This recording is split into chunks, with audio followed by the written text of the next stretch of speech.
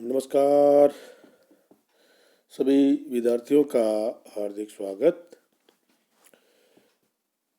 मैं doctor Mahendra Khardia, assistant professor ABST, department of commerce.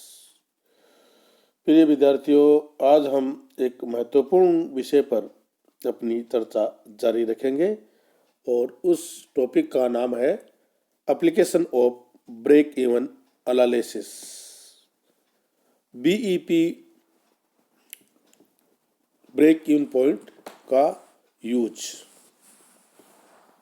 आज हम बातचीत करेंगे कि BEP जो है, ब्रेक इवन पॉइंट्स, उसका यूज क्या है, उसका एनालिसिस हम आज करेंगे। तो सभी विद्यार्थी पूरा ध्यान से सुनेंगे और इसको समझेंगे। तो स्टार्ट करते हैं आज का हमारा topic, application of break even analysis. सम विच्छेद विश्लेषण का प्रयोग। सम विच्छेद विश्लेषण विभिन्न प्रोडक्ट्स की बिक्री से होने वाली शुद्ध आय तथा क्रियाशीलता के विभिन्न स्तरों पर लाभप्रदता का अध्ययन करने में सहायक होता है।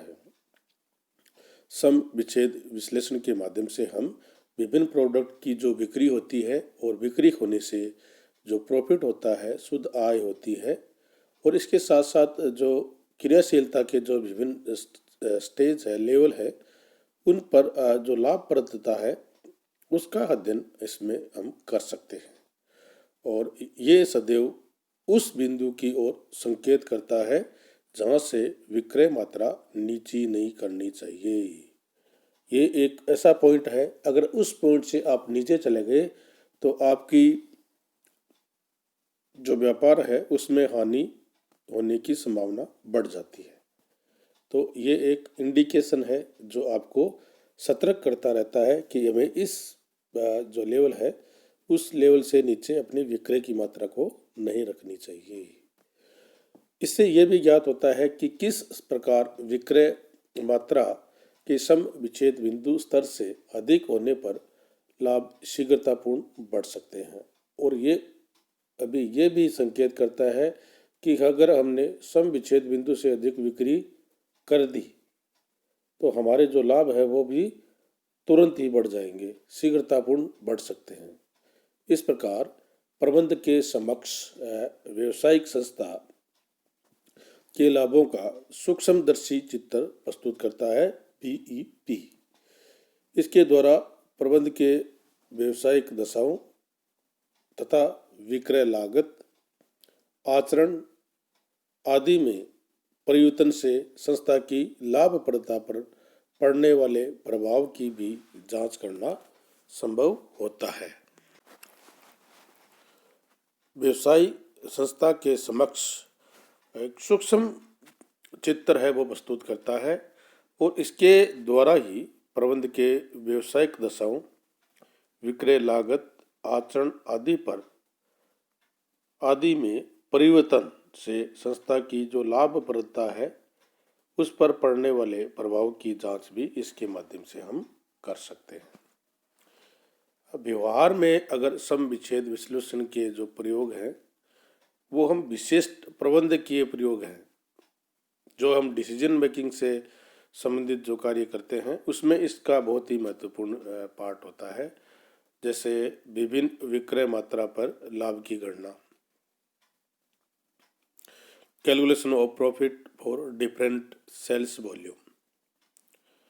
इस पर विधि द्वारा निर्दिष्ट विक्रय मात्रा पर लाभ की राशि की गणना की जा सकती है। हम विभिन्न जो लेवल होते हैं, डिफरेंट जो प्रॉफिट के वॉल्यूम होते हैं, उस पर लाभ की गणना आप किस प्रकार से कर सकते हैं। जैसे देखिए, प्रॉफिट का अगर हम कैलकुलेशन करेंगे तो फॉर्मूला क्या होगा, sales minus variable cost plus fixed cost.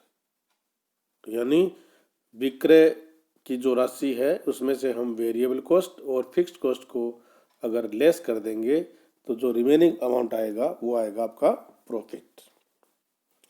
एक फॉर्मूला तो ये है। दूसरा है प्रॉफिट बराबर sales cost start 1 minus variable cost को डिवाइड कर देंगे सेल्स से, और इस जो अमाउंट आएगा उसमें से लेस कर देंगे फिक्स्ड कॉस्ट को, तो भी हमारा प्रॉफिट कैलकुलेट हो जाएगा। 1 माइनस का मीनिंग होता है एक में से कितना परसेंट आपका वेरिएबल कॉस्ट है। जैसे 50% आपका वेरिएबल कॉस्ट है तो 1 माइनस 0.5 को डिवाइड कर देंगे 1 और कोष्टक बंद, और उसमें से जो अमाउंट आएगा वो अमाउंट आएगा सेल्स से, आपको उसको मल्टीप्लाई करना है और उसमें से फिक्स्ड कॉस्ट को आपको लेस करना है। ये हमारे दो फॉर्मूले हो गए। और थर्ड फॉर्मूला क्या है कि सेल्स को पीवी रेशो से मल्टीप्लाई कर दीजिए और फिक्स्ड कॉस्ट को उसमें से लेस कर दीजिए। ये हमारा थर्ड फॉर्मूला हो गया। और 4 नंबर का जो हमारा फॉर्मूला है वो है कि सेल्स यूनिट,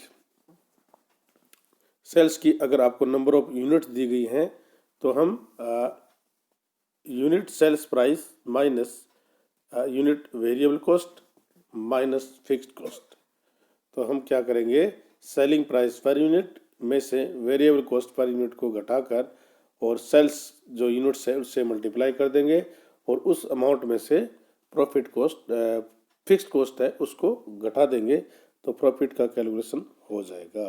तो इस प्रकार से हम 4 प्रकार से हम प्रॉफिट की गणना कर सकते हैं। नेक्स्ट देखिए, निर्धारित लक्ष्य के अनुसार शुद्ध लाभ प्राप्त करने के लिए आवश्यक विक्रय मात्रा की गणना। प्रबंध विच्छेदन विश्लेषण द्वारा हम ज्ञात कर सकते हैं कि इच्छित या पूर्व निर्धारित लक्ष्य अनुसार लाभ प्राप्त करने के लिए विक्रय मात्रा क्या होनी चाहिए। निर्धारित जो लक्ष्य है उसके अनुसार शुद्ध लाभ प्राप्त करने के लिए आवश्यक विक्रय मात्रा की गणना। इसमें क्या होता है कि प्रबंध विच्छेदन विश्लेषण द्वारा ये ज्ञात कर सकता है कि इच्छित या पूर्व निर्धारित लक्ष्य अनुसार लाभ प्राप्त करने के लिए विक्रय मात्रा क्या होनी चाहिए। इसे विक्रय मात्रा की गणना हम अमाउंट्स में और वैल्यू दोनों में, वैल्यू और यूनिट्स दोनों में कर सकते हैं। इसका उदाहरण देखिए, फॉर्मूला नंबर 1 फॉर्मूला है सेल्स को हम इन यूनिट्स में कैलकुलेट करना चाहते हैं तो fixed cost plus desired profit को डिवाइड कर देंगे कंट्रीब्यूशन पर यूनिट। ये बहुत ही सिंपल आपका फॉर्मूला है कि डिजायर्ड प्रॉफिट का अमाउंट हमें कैलकुलेट करना है, इच्छित लाभ हमें प्राप्त करना है, तो प्रॉफिट जो फॉर्मूला होगा fixed cost plus desired profit को डिवाइड करेंगे कंट्रीब्यूशन पर यूनिट, तो सेल्स इन यूनिट हमारा कैलकुलेट हो जाएगा। नेक्स्ट आपका फॉर्मूला क्या है, सेल्स इन रुपीज। फॉर्मूला क्या है, fixed cost plus desired profit को डिवाइड कर देंगे PV ratio into 100। Fixed cost plus desired profit को डिवाइड कर देंगे पीवी रेशियो इंटू 100। ये तो हमारा हो गया वैल्यू में सेल्स। अगर हमें यूनिट्स में चाहिए तो हम एक सिंपल फॉर्मूला दूसरा लगाएंगे और हमारा फॉर्मूला होगा fixed cost plus desired profit को डिवाइड कर देंगे 1 माइनस वेरिएबल कॉस्ट को डिवाइड करें सेल्स से। देखिए कि जैसे फिक्स्ड कॉस्ट है उसमें हम डिजायर्ड प्रॉफिट को ऐड कर देंगे और उसको डिवाइड करेंगे 1 माइनस वेरिएबल कॉस्ट को डिवाइड करेंगे सेल्स से, तो जो अमाउंट आएगा वो आएगा नंबर इन यूनिट्स में। आपका यूनिट्स में डिजायर्ड प्रॉफिट कितनी नंबर ऑफ यूनिट को सेल करने के बाद आप डिजायर्ड प्रॉफिट है वो प्राप्त कर सकते हैं, उसका अमाउंट आपको पता चल जाएगा नंबर यूनिट्स में। एक निश्चित सम विच्छेद बिंदु के लिए प्रति इकाई विक्रय मूल्य की गणना।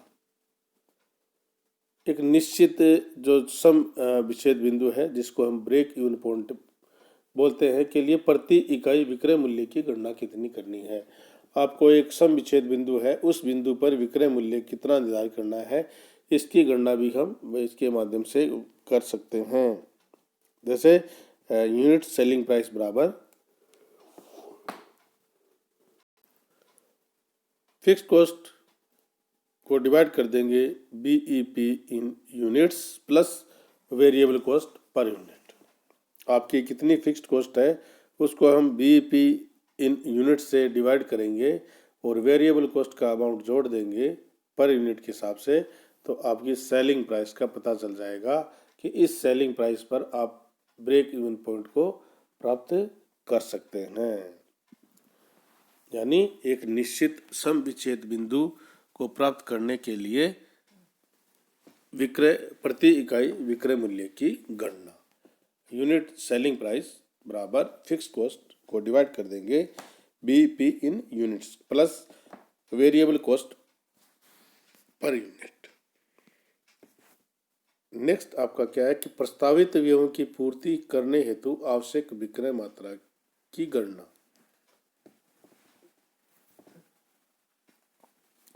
प्रबंधकों द्वारा विक्रय योजना का निर्माण किए जाने पर विक्रय व्ययों में वृद्धि स्वाभाविक है। विक्रय की जो प्लान हम तैयार करते हैं तो उसमें विक्रय के जो खर्चे हैं वो बढ़ना स्वाभाविक है और सर्वोच्च प्रबंधक इन व्ययों के लिए उसी स्थिति में आपको अनुमति देगा जब उसे ज्ञात हो जाएगा कि प्रस्तावित जो विक्रय व्यय हैं उनमें वृद्धि आवश्यक है और सम विच्छेद विश्लेषण से अपेक्षित विक्रय मात्रा ज्ञात कर सकते हैं।